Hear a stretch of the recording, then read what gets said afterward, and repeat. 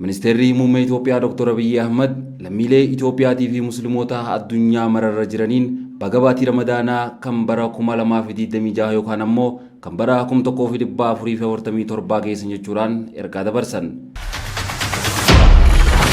Ergaa afaan Arabaatiin miidiyaa hawaasummaa isaanii irratti maxxansaniin Itoophiyaan biyya jaarraa 14ffaadhaan dura ergamaan Rabbii Nabiyyi Muhammad sallallahu alaihi wasallam biyya haqa hin jallisne ta'uu isii ragaa bahaniif jechuudhaan muummichi ministeeraa fuula miidiyaa hawaasummaa isaanii irratti barreesse.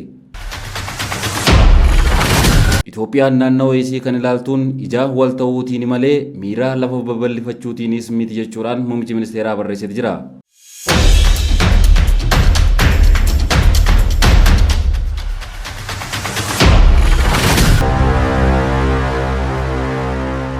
Assalamualaikum warahmatullahi wabarakatuh. Kabajamtoota daawwattoota keenya warreen guutuu addunyaa biyyoota garaagaraa irra jirtan marti keessanuu bakka nu daawwattanitti nagaa salaaman rabbii isin biraa haa dhaqqabu. Akkasuma hordoftoonni amantaa muslimaa kanneen guutuu addunyaa biyyoota garaagaraa irra jirtan marti keessanuu bakka rabbiin ji'a Ramadaanaa kabajamaa kan bara 1447 isin geessin jecha Ramadaanaa gammachuu Ramadaana khairii akkasuma kan araaramaatii fi kan rahmataa isiniif haa ta'u isiniin jecha warreen channel Chaafariyaa taatan subscribe fi like godhuudhaan hanga xumuraatiin hordofuu hin dagatinaan afeerraa teenya tan kabajaati.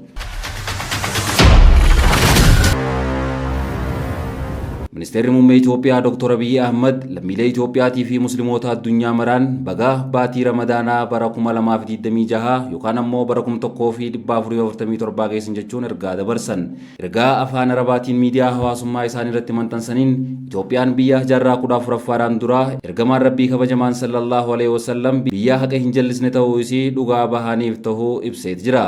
Itoophiyaan biyya jalqabaa amantoota haqaatiif yookaan ammoo muslimtootaaf dootaa ta'uu kan ibse muummichi ministeeraa Nabiyyiin keenya Muhammad sallallahu alaihi wasallam biyyi hayni namaa keessatti hin jallanne ta'uu jaarraa 14ffaadhaan dura dhugaa nuuf bahan jechuun hima.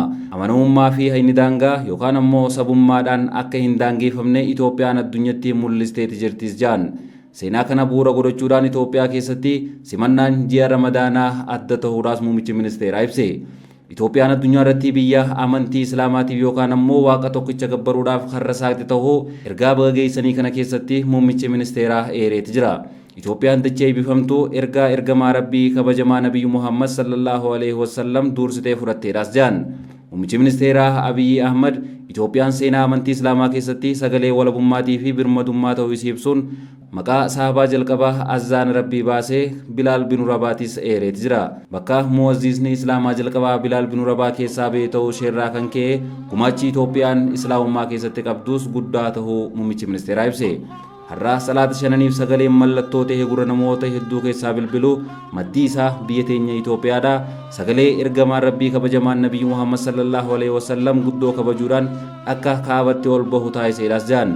Akkuma sana Itoophiyaan yoomuu sagalee haqaatii fi dhugaa taateetti hoofti kan jedhu muummichi ministeeraa misoomni keenyaas mirga warra kaanii sarbuudhaan yookaan qooda kaanii fudhachuudhaanis miti jee.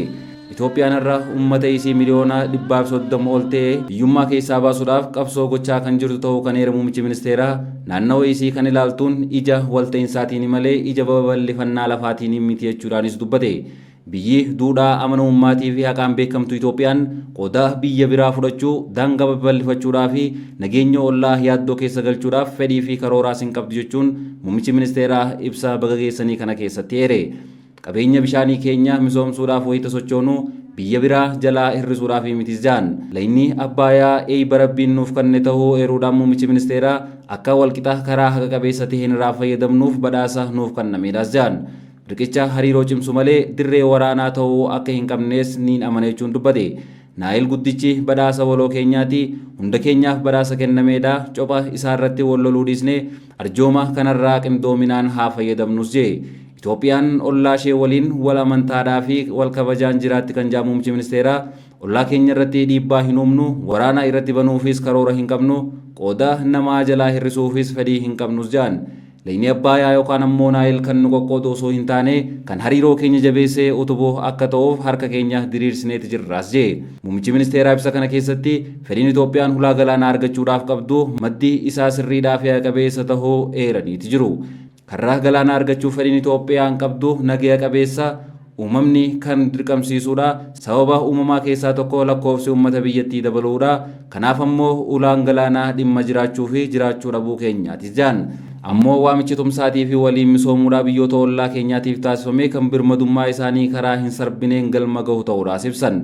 Yeroon ammaa yeroo wal waraansii fi walitti bu'insi marii nagayaatii fi laameedhaan bakka bu'uu qabudha jechuun ji'a Ramadaanaa wal qabsiisee ibsa baase kana keessatti muummichi ministeeraa eereeti jira.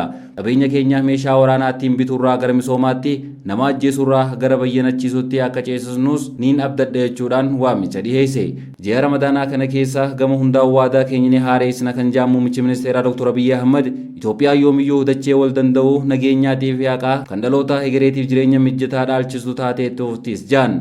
Ji'a kabajamaa kana keessa Rabbiin tattaaffii misoomaa badhaadhinaa fi nageenyaa keenya akka nuuf milkeessu du'aa goonaas jechuudhaan ergaa baga geessanii keessatti qoodeeti jira.